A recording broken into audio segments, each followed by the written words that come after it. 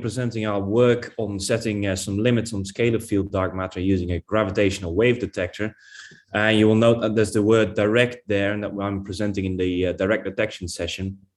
And that's because we are, for the first time, using a gravitational wave detector for a direct surge of dark matter. So we are not looking at gravitational wave signals and then trying to find some dark matter signatures in those gravitational wave signals.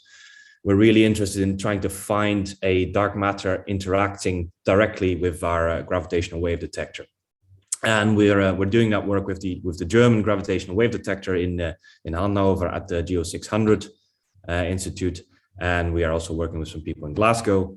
And our work can be found on the archive and has recently been accepted for publication by Nature. All right. So everyone is talking about dark matter, but we all have our own different little subset of dark matter. We just had some dark photons. What we are talking about here is quite similar to the dark photons, but we are considering scalar fields rather than vector fields. We were still considering very light sub-EV dark matter, and this also in itself is a category that includes some subspecies, let's say, which are weakly interacting slim particles, virialized ultralight fields. There's the dilaton and moduli. These are from string theory, and a bit more of a recent type of scalar field dark matter is the relaxion. These are all sorts of dark matter that we can constrain with our search. So the physics of this type of light scalar field dark matter is as follows. It is produced in the early universe by a misalignment mechanism. This is a spontaneous U1 symmetry breaking, if you like, that sort of terminology. And then if you solve the equations of motion, you will find that this type of dark matter actually behaves not really like a particle, even though it is still a particle, but more like a wave because of the high occupation number, the high number of particles, the low mass make it behave more like a wave. And the wave then can be written as a field with an amplitude that you can set according to the local dark matter density. And this you can infer from astronomical observations. And then the field, it oscillates. So there's an oscillatory term here. And the frequency of oscillation of the field is given by the mass of the dark matter particle. This omega phi is really just proportional like this to the mass of the dark matter particle. So then you have to include some of the physics of the dark matter really interacting with normal matter and becoming trapped in gravitational potential wells. And what happens there is that it virializes, it thermalizes, it gets a distribution of relative frequencies. So this wave vector here that has the velocity of your dark matter field in it, and you get a spread on that, and that looks something like this. And this shape, I think you have seen at this conference a number of times, is a Maxwell-Boltzmann-like distribution of velocities, and then through the Doppler effect, this gets you a Maxwell-Boltzmann-like distribution of frequencies for your dark matter field. So that's the thing we're looking for. Now, how do we look for it? Well, we look for it because in this theory, there is also the assumption that this dark matter couples, albeit weakly, to the normal standard model fields. And it does that in a parameterized way. So we have two coupling parameters. These are free parameters of the theory. These are the lambda gamma, lambda gamma for the coupling to photons, and lambda e for the coupling of the dark matter to electrons. Now, if you add some new field to the standard model, of course, you get some new physics. And in particular, for this type of dark matter, the new physics that you get is that you will see changes of some fundamental constants. In particular, for this type of dark matter, this type of coupling, you get changes of the fine structure constant and the electron mass. And those are oscillatory changes because remember, our field is oscillating much like a classical wave. And the consequence of that for solids, for solid state materials, is that the size and the index of refraction of a solid state material will start to oscillate. And the amplitude of the oscillation is set by this coupling strength, and the frequency is, of course, given by the frequency of the field, which is the mass of the dark matter particle. Right. So then our search is based on that, on the fact that refractive solids start to oscillate in size. So here I have a diagram of an interferometer, a simple Michelson interferometer, which all gravitational wave detectors are based on. So you have the light coming in here from the left. It's then split by a beam splitter. It's a partially reflective piece of glass into two arms, one arm here, one arm there, and the light is returned by mirrors along the same path.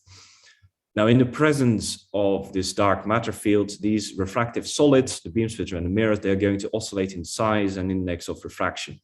And because this beam splitter introduces an asymmetry in the interferometer, because the light partially reflects off the front surface, not in the center of mass of the beam splitter, no, but from the front surface, and the back surface is anti-reflection coated, you get an asymmetry and you get a signal due to the fact that this beam splitter expands in size. So you get a differential optical path length in your interferometer due to these size changes on the beam splitter, and if the form of that signal is like this. And this is something you can detect in interferometer, because this is what interferometers are designed to be very, very sensitive to these differential optical path length changes. All right, so just to recap then what type of signal we're expecting. We have an oscillatory signal, there's an oscillation term at the end there, and the amplitude of the oscillation is proportional to the coupling parameter. It's a free parameter of the dark matter theory. It depends on the properties of your beam splitter, which is actually your detection device here. So there's the index of refraction N and L, the thickness of the beam splitter. Those go into the signal. Then there is a term in the amplitude that depends on the abundance of dark matter and the local dark matter density. And then there's this oscillatory term with a frequency that's set by the dark matter mass, with the caveat, with the complication that there is a spectral line width, that it's not a monochromatic signal. There is a bit of a wideness in the spectral shape, and that is approximately 10 to the minus 6 of the frequency, this spectral line width. All right, great. So then this is the sort of signal that we're looking for in the data from our gravitational wave detector.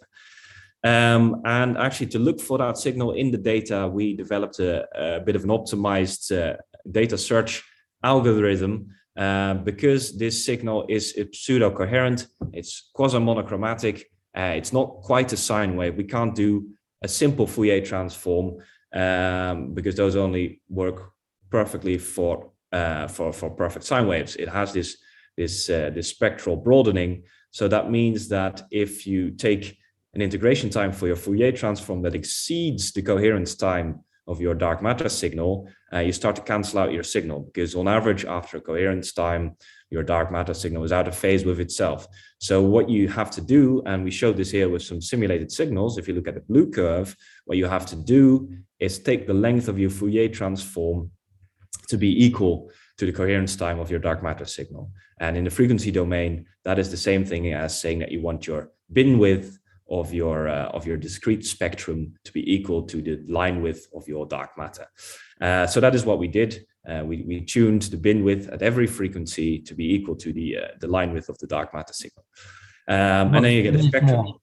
Sorry? You have 2 minutes more. All right, perfect. Okay, so we made a spectrum under this prescription, and then we did some statistics, and we found there were some significant peaks in it. And of course, these significant peaks, they could all be dark matter signals just from the statistical analysis. So we had to do some follow-up. I don't really have time to go into that, but we managed to rule out all these candidate signals. If you want to know more, ask me in the questions.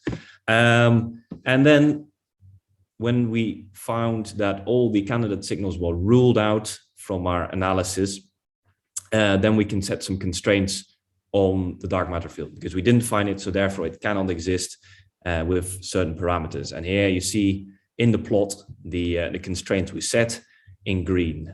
So we set some constraints in this mass range approximately, and we set some constraints on the coupling parameter, which is on the y-axis here, that are quite a number of orders of magnitude more stringent than the previous experimental constraints.